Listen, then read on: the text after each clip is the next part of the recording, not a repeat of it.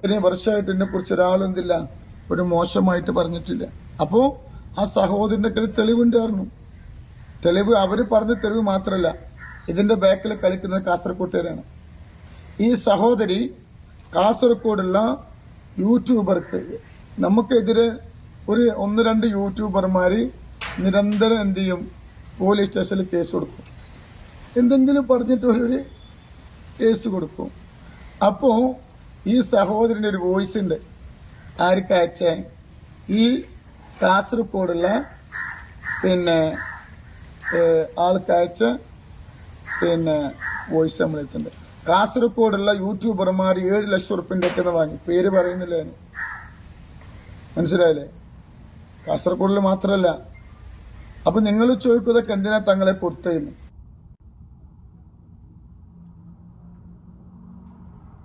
Hi friends, അസ്സലാമു അലൈക്കും വറഹ്മത്തുള്ളാഹി തആല വബറകാതുഹു. എന്തൊക്കെയുണ്ട് മുത്തുമണികളെ, എല്ലാവർക്കും സുഖമല്ലേ?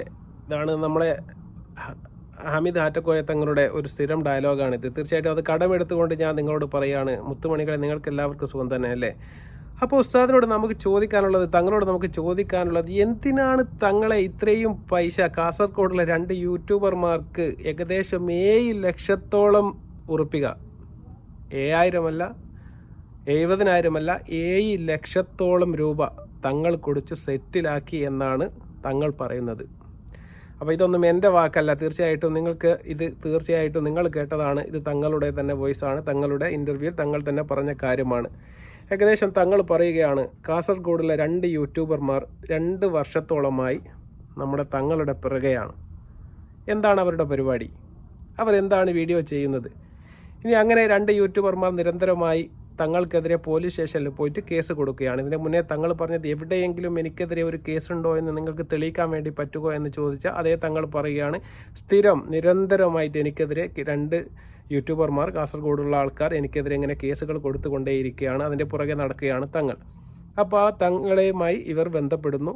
ഇവരെ സെറ്റിലാക്കാൻ വേണ്ടിയിട്ട് തങ്ങൾ ഈ പാവപ്പെട്ട ജനങ്ങളിൽ നിന്നും അതുപോലെ തന്നെ നമ്മുടെ സഹോദരന്മാരിൽ നിന്നും പിരിച്ചെടുത്ത പൈസയിൽ നിന്ന് 7 ലക്ഷം രൂപ അവർ സെറ്റിലാക്കണം.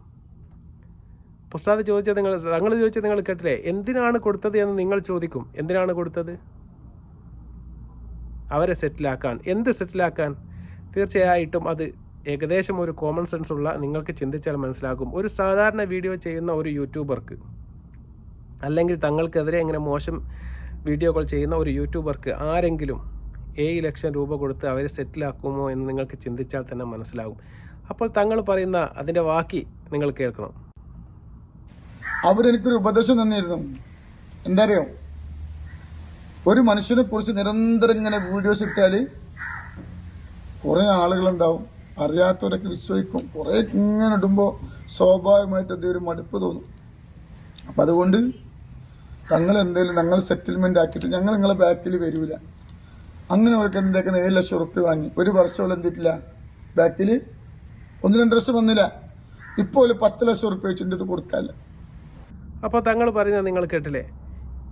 ഇവർക്ക് 7 ലക്ഷം രൂപ കൊടുത്തതിന് ശേഷം ഏകദേശം 1-2 വർഷം ഇവർ തങ്ങളുടെ പുറകെ വന്നില്ല, തങ്ങളെ ശല്യം ചെയ്തില്ല. എന്തിന്? ഏത് കാര്യത്തിന് തങ്ങളെ ശല്യം ചെയ്തില്ല? തീർച്ചയായിട്ടും ഇത് 2-3 പ്രാവശ്യം തങ്ങൾ പറയുന്ന വോയിസ് നിങ്ങൾ തിരിച്ചു മറിച്ച് നിങ്ങൾ കേൾക്കണം. അപ്പോൾ കാര്യങ്ങൾ വളരെ വ്യക്തമായിട്ട് നിങ്ങൾക്ക് മനസ്സിലാകും. ആ യൂട്യൂബർമാർ ഏകദേശം 1 വർഷം തങ്ങളെ ശല്യപ്പെടുത്താതിരുന്നത് കൊണ്ട് തങ്ങൾക്ക് വലിയ സുഖമായിരുന്നു. അദ്ദേഹത്തിൻ്റെ ബാക്കി ബിസിനസ്സും കാര്യങ്ങളൊക്കെ അദ്ദേഹത്തിന് മുന്നോട്ട് പോകാൻ വേണ്ടി സാധിച്ചു. അതിനുശേഷം ഈ യൂട്യൂബർമാർ രണ്ടാമതും ഈ പെണ്ണുങ്ങളെയും കൊണ്ട് വന്നു, ഒരു സ്ത്രീയെ കൊണ്ട് സമൂഹത്തിന് മുമ്പിൽ അങ്ങനെ എങ്ങനെയാണെന്നൊക്കെ പറയിപ്പിച്ച് വരികയാണ് എന്നാണ് തങ്ങൾ പറയുന്നത്. ആ സ്ത്രീയുടെ പുറകിൽ ഈ കാസർഗോഡുകാരനാണ് എന്നാണ് തങ്ങളിപ്പോൾ പുറത്തുവിട്ട വോയിസുമായിട്ട് ബന്ധപ്പെട്ട് പറയാനുള്ളത്. അപ്പോൾ ആ സ്ത്രീയെ കാസർഗോഡുകാരൻ കൊണ്ടുവന്നതാണ് എന്ന് തന്നെ വെക്കുക. അങ്ങനെയാണെങ്കിൽ എന്തുകൊണ്ട് നമ്മുടെ തങ്ങൾക്ക് നിയമപരമായിട്ട് ആ 2 യൂട്യൂബർമാർക്ക് 7 ലക്ഷം രൂപ കൊടുത്ത് സെറ്റിലാക്കുന്നതിന് പകരം നിയമപ്രകാരമായിട്ടാണ് തങ്ങൾ ചെയ്യുന്ന കാര്യങ്ങൾ 100% ശരിയായിട്ടാണ് തങ്ങൾ ജീവിക്കുന്നത്, തങ്ങളുടെ കാര്യത്തിൽ തങ്ങളുടെ കയ്യിൽ യാതൊരു തെറ്റും ഇല്ല എന്നുണ്ടെങ്കിൽ എന്തുകൊണ്ട് അദ്ദേഹത്തിനൊരു കേസ് കൊടുത്തുകൂടാ? എന്തുകൊണ്ട് അദ്ദേഹം നിയമപരമായിട്ട് അതിനെ നേരിട്ടില്ല? ഈ ഒരു നാട്ടിൽ ചുമ്മാ ഒരു വീഡിയോ ചെയ്തത് കൊണ്ട് ഏതെങ്കിലും ഒരു യൂട്യൂബർക്ക് 7 ലക്ഷം രൂപ പാരിതോഷികം ലഭിച്ചതായിട്ട് നമ്മൾ ഇതുവരെ എവിടെയും കേട്ടിട്ടില്ല. തീർച്ചയായിട്ടും ഇത് ആദ്യത്തെ ഒരു അനുഭവമാണ്. തങ്ങൾ പറയുന്നത് അതിനുശേഷം അവർ ആവശ്യപ്പെടുകയാണ് 10 ലക്ഷം. അപ്പോൾ 7 ലക്ഷം പോയി, ഇപ്പോൾ 10 ലക്ഷം ആവശ്യപ്പെട്ടപ്പോൾ തങ്ങൾ ഉപ്പാപ്പാൻ്റെ കയ്യിൽ കൊടുക്കാൻ വേണ്ടി ക്യാഷ് ഇല്ല എന്ന് തങ്ങൾ ഉപ്പാപ്പ പറയുന്നു.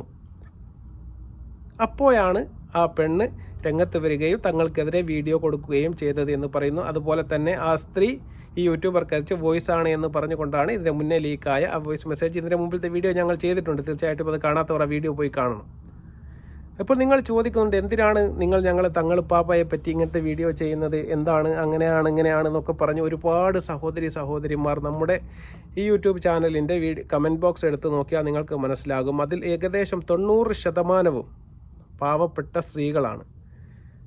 നമ്മുടെ സമൂഹത്തിൽ തന്നെയുള്ള ഏകദേശം വിദ്യാഭ്യാസപരമായും അതുപോലെ തന്നെ മതപരമായും കുറച്ച് പിന്നോക്കം നിൽക്കുന്ന ആൾക്കാർ ഒരുപാട് ഇത്തരം മജ്ലിസുകളുടെയും മറ്റും കെണിയിൽ അകപ്പെട്ടു പോകുന്നുണ്ട് എന്നതുള്ള ഏറ്റവും വലിയ ഒരു തെളിവാണ് അത്. തീർച്ചയായിട്ടും നമ്മൾ സാധാരണക്കാരായ സ്ത്രീകളെ കുറ്റം പറയുകയൊന്നുമല്ല, പക്ഷേ അവർ എന്തുകൊണ്ട് ഇത്തരം ഓൺലൈൻ മജ്ലിസുകളുടെയും അതുപോലെ തന്നെ ഇത്തരം തട്ടിപ്പിൻ്റെയും പിറകിൽ ഓടുന്നു എന്നത് തീർച്ചയായിട്ടും നമ്മൾ പരിശോധിക്കേണ്ട ഒരു കാര്യം തന്നെയാണ്. ഞങ്ങൾ നിങ്ങളെ തങ്ങളുപ്പാപ്പാനെ കുറ്റം പറയാൻ വേണ്ടിയോ അദ്ദേഹത്തിന് മോശമായ യാതൊരു വാക്കും നമ്മൾ ഇന്നുവരെ പ്രയോഗിച്ചിട്ടില്ല. വൃത്തികെട്ട ഒരുപാട് വാക്കുകൾ നമുക്ക് യൂട്യൂബ് തുറന്നാൽ നമുക്ക് അദ്ദേഹത്തിൻ്റെ പേര് വെച്ച് നമുക്ക് കാണാൻ വേണ്ടി പറ്റും. പക്ഷേ ഇന്ന് വരെ നമ്മൾ ചെയ്ത നമ്മുടെ വീഡിയോയിൽ ഒരു വാക്കുകൊണ്ട് പോലും തങ്ങളെ നമ്മൾ തെറി പറയില്ല. കാരണം അദ്ദേഹം അതിൽ ബന്ധപ്പെട്ട ആൾക്കാർ തന്നെയാണ് എന്ന് ഞാൻ വിശ്വസിക്കുന്നു. അദ്ദേഹം ഒരു തങ്ങളാണ് എന്നാണ് ഞാൻ വിശ്വസിക്കുന്നത്. പക്ഷേ അങ്ങനെ തന്നെ ആവട്ടെ എങ്കിലും പക്ഷേ തങ്ങൾ ചെയ്യുന്ന ഇത്തരം കാര്യങ്ങളെ ഒരു സാധാരണക്കാരന് ഒരു കാരണവശാലും പ്രോത്സാഹിപ്പിക്കാൻ വേണ്ടി പറ്റുകയില്ല. ഇത് സമൂഹത്തിൽ 10 ലക്ഷം 20 ലക്ഷം എന്നൊക്കെ പറയുന്ന പൈസ സാധാരണക്കാരൻ്റെ കയ്യിൻ്റെ വേർപ്പിൻ്റെ മണമുള്ള ആ പൈസ 10 രൂപയും 20 രൂപയും അവിടെ കൊടുക്കുന്ന ആ പൈസ എടുത്തുകൊണ്ട് സാധാരണ ഒരു യൂട്യൂബർക്ക് തനിക്കെതിരെ വീഡിയോ ചെയ്യരുത് എന്ന് പറഞ്ഞുകൊണ്ട് കൊടുത്ത് സെറ്റിലാക്കുന്ന ഈ തങ്ങൾ എങ്ങോട്ടാണ് തങ്ങളുടെ സഞ്ചാരം, എന്താണ് തങ്ങൾ സഞ്ചരിക്കുന്നത് എന്ന് തീർച്ചയായിട്ടും അതിശയപ്പെട്ടു പോവുകയാണ് എന്നാണ് എനിക്ക് നിങ്ങളോട് വിനീതമായിട്ട് പറയാനുള്ളത്. ഇനി അവസാനമായി അദ്ദേഹത്തിൻ്റെ വേറെ ഒരു വോയിസ് ക്ലിപ്പ്, അദ്ദേഹം ലൈവിൽ വന്നതിന് ശേഷം ഹൈദർ മധൂർ എന്ന് പറയുന്ന ഒരു വ്യക്തിയുമായി ബന്ധപ്പെട്ട വിവാദത്തിൻ്റെ ഒരു വീഡിയോ ക്ലിപ്പ് അദ്ദേഹം തന്നെ അദ്ദേഹത്തിൻ്റെ കാറിൽ വെച്ച് പൊതുജനങ്ങൾക്ക് പബ്ലിസിറ്റിക്ക് വേണ്ടി കാണിക്കുന്നത് നമ്മൾ കണ്ടു. തീർച്ചയായിട്ടും വളരെ മോശകരമായ ഒരുപാട് വാക്കുകൾ അദ്ദേഹം അതിൽ ഉപയോഗിക്കുന്നുണ്ട്. അത്രയും വാക്കുകളോടൊന്നും നമുക്ക് യോജിക്കില്ല. തങ്ങളെ നമ്മൾ പറയാൻ പാടില്ലാത്ത ഒരുപാട് വാക്കുകൾ അദ്ദേഹം പ്രയോഗിക്കുന്നുണ്ട്. എന്നാൽ അതിൽ തങ്ങൾ തിരിച്ചു പറയുന്നതും വളരെ മോശകരമായ കാര്യമാണ്. അതുകൂടി കേൾക്കാം. ഇത് ഹലോ, തങ്ങളല്ലേ? നിങ്ങൾ ഇന്ന് എന്റെ നമ്പറിലേക്ക്, എന്റെ വൈഫിന്റെ നമ്പറിലേക്ക് രാവിലെ വിളിച്ചിരുന്നു. ഓക്കെ, എന്നോടൊന്ന് പറഞ്ഞ് മനസ്സിലാക്കണം എന്നൊക്കെ പറഞ്ഞു. ഞാൻ സത്യത്തിൽ നിങ്ങളെ കുറെ ആയി വിളിക്കണു. കഴിഞ്ഞ ആഴ്ച ഞങ്ങളെ പലതവണ ഞാൻ വിളിച്ചു. നിങ്ങൾക്കേ സമയമില്ലെങ്കിൽ പറഞ്ഞേക്കെ സമയമില്ലെങ്കിൽ സമയം ഉണ്ടാകുമ്പോ പറപ്പാൻ വിളിക്കാം. ഓക്കെ, എപ്പോഴാ സമയം ഉണ്ടാകുക? അല്ല, നിങ്ങളെ പ്രശ്നം എന്താണ്? നിങ്ങള് ആ ഫോൺ കോളിൽ നിങ്ങൾ പറഞ്ഞ എനിക്ക് സമയമല്ല, എന്നിട്ട് നിങ്ങൾ അവനെ പൂരെ തെറി പറയണ്ടേ, അവന്റെ വാപ്പാക്ക് വിളിക്കണോ? നിങ്ങളാണ് റോങ് ആണ്. ഞാൻ നിങ്ങള് തങ്ങളല്ലേന്ന് വിളിച്ചിട്ട് അവിടുന്ന് കുറെ കട്ടാക്കി. ഇപ്പൊ പറഞ്ഞിട്ടില്ലേ, ഞാൻ ഒരുപാട് കുറെ ഉണ്ട്. അപ്പോ ഈ ഇവന്റെ ഭാര്യക്ക് ഞാൻ വിളിച്ചു. ഇവന്റെ ഭാര്യനോട് എനിക്ക് ഒരുപാട് വാണിങ് തന്നു. ഇവന് ഈ മുസ്തഫ എന്ന് പറഞ്ഞ ആള് എന്റെ കൂടെയുള്ള ആൾക്കാരുടെ ഫോണിലേക്കൊക്കെ ഒരുപാട് മോശപ്പെട്ട മെസ്സേജ് അയച്ചു.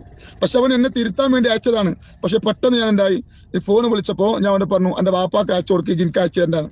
അത് ഞാൻ പറഞ്ഞത് വളരെ മോശകരമായ ഒരു വീഡിയോ ആണ്. തങ്ങൾ തന്നെയാണ് അത് പൊതുജനങ്ങൾക്ക് കാണിച്ചു കൊടുക്കുന്നത്. അതൊക്കെ ആരുടെ വിലയാണ് ഇല്ലാണ്ടാക്കുന്നത് എന്ന് തീർച്ചയായിട്ടും നിങ്ങൾ തന്നെ വിലയിരുത്തേണ്ടതാണ്. പക്ഷേ അതിൽ വളരെ മോശകരമായ വാക്കുകൾ, ഒരാളെ വാപ്പാക്കൊക്കെ ഒരു തങ്ങൾ വിളിക്കുക എന്ന് പറയുമ്പോൾ തീർച്ചയായിട്ടും തങ്ങളുടെ തന്നെ ഒരു മൂല്യച്യുതി സംഭവിച്ചിരിക്കുകയാണ് അവിടെ എന്നാണ് നമുക്ക് വിലയിരുത്താനുള്ളത്. എന്തുകൊണ്ടാണ് നിങ്ങൾ പറഞ്ഞില്ലേ, നിങ്ങളെ തങ്ങളിപ്പോൾ പാവമാണ്, നിങ്ങളെ തങ്ങളിപ്പോൾ സ്നേഹമാണ് എന്നൊക്കെ പറയുമ്പോൾ തീർച്ചയായിട്ടും അത്തരം തങ്ങളുടെ ഭാഗത്തു നിന്ന് ഒരു കാരണവശാലും ഉണ്ടാകാൻ പാടില്ലാത്ത ഒരു തെറ്റാണ്. ഇപ്പോൾ തങ്ങൾ പറഞ്ഞത് നിങ്ങൾ കേട്ടില്ല. ഇത് നിങ്ങളെ കാണിക്കേണ്ട ആവശ്യമുണ്ടോ എന്ന് ചോദിച്ചാൽ തീർച്ചയായിട്ടും അദ്ദേഹം ഒരു നല്ല മനുഷ്യനാണോ ചീത്ത മനുഷ്യനാണോ എന്നതല്ല നമ്മുടെ പ്രശ്നം. നമ്മളൊരു വീഡിയോ ചെയ്തതിൻ്റെ താഴെ നമുക്കെതിരെ വളരെ മോശം, വളരെ വൃത്തികെട്ട രീതിയിൽ ഒരുപാട് നമ്മുടെ സഹോദരിമാർ വന്നിട്ട് കമൻ്റ് അയക്കുന്നത് നമ്മൾ കണ്ടു. അപ്പോൾ നമ്മൾ മനസ്സിലാക്കുന്നത് അത് അദ്ദേഹത്തിനോടുള്ള സ്നേഹം കൊണ്ടാണ് എന്ന് എനിക്കറിയാം. തീർച്ചയായിട്ടും നമ്മുടെ വീട്ടിലിരുന്ന് പാരായണം ചെയ്യുകയും നമ്മുടെ പടച്ചവനോട് ദ്വാരക്കുകയും ചെയ്താൽ നമുക്ക് കിട്ടാത്ത ഒന്നും നമുക്ക് ഓൺലൈൻ മജ്ലിസിൽ പങ്കെടുത്തത് കൊണ്ടോ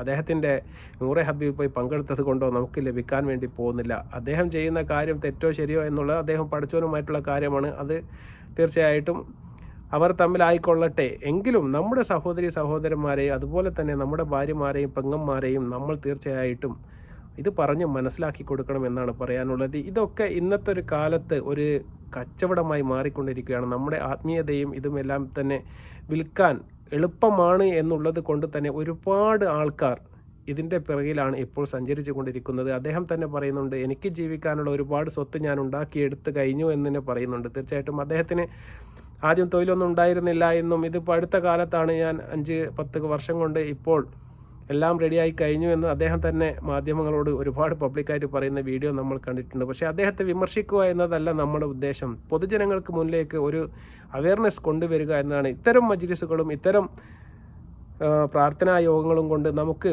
എന്തെങ്കിലും കൂടുതൽ ഒരു നേട്ടം നമ്മുടെ ജീവിതത്തിൽ ഉണ്ടാകുന്നുണ്ടോ എന്ന് നമ്മൾ വിലയിരുത്തണം. നമ്മളെ വീട്ടുകളിൽ വെച്ച് നമുക്ക് ഖുർആൻ പാരായണം ചെയ്യാം, നമുക്ക് പടച്ചവനോട് ദ്വാരക്കാം, എല്ലാം ചെയ്യാമെന്നിരിക്കെ എന്തിനാണ് നമ്മൾ ഇത്രയും ദൂരം സഞ്ചരിച്ചു കൊണ്ട് ഒരുപാട് നമ്മുടെ പാവപ്പെട്ട സ്ത്രീകൾ അവിടെ വെയിലത്ത് പോയി നിന്നുകൊണ്ട് ആ തങ്ങളുടെ ഒരു